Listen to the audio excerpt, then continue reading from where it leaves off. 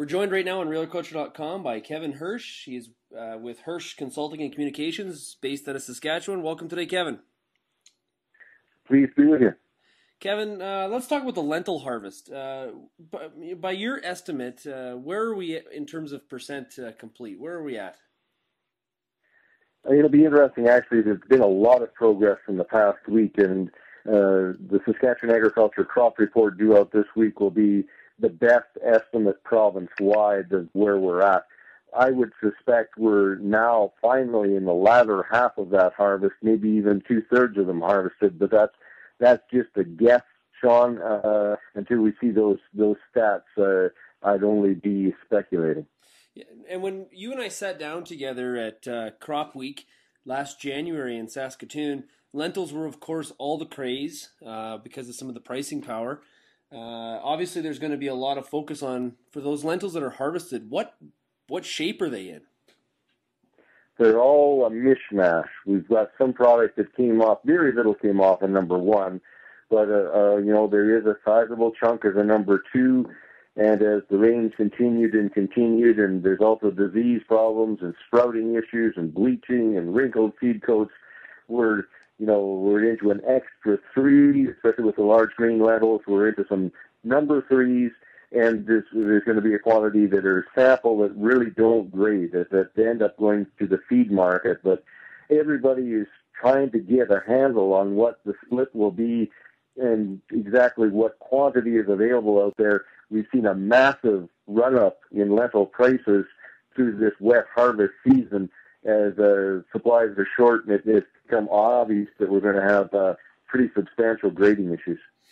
So whenever there's grading issues and we've got a commodity that's in reasonably high demand and tight supply, obviously there's some pricing considerations.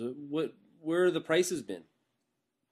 Well, I can tell you my situation on large green lentils, and I signed a production contract back in the spring to lock in a price of 22 cents a pound on a number, or 21 cents a pound on a number two large green lentil.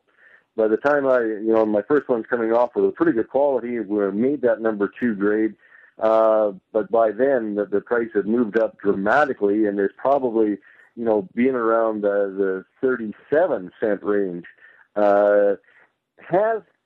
Lentil prices have come down a cent or two in the past few days, just because there is significant progress being made on the lentil harvest now. But we saw, if you had number one product, good number one product that wasn't contracted, 40 cents was available for a while, and 40 cents a pound, $24 a bushel, pretty sweet if you're able to do that. So is this worked out to be one of those situations where it paid to not be a risk manager?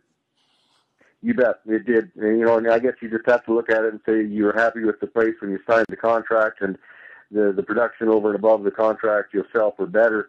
In my case, my later harvested product is a lower quality, but it's going to sell for, as long as it will grade, it will sell for as much or probably more than that contract price I'd locked in on good quality product. The price of the last prices I've seen, and these are jumping around, but I think probably 22 cents is available on a number three, maybe 25 or 26 cents a pound is available on an extra three large green lentil. Pricing is a little different in the red lentils. In the red lentils, if you want to stay in the money, it's important to keep it in the top two grades. There's quite a dip between number two and if you fall to the three grade in the red. Okay.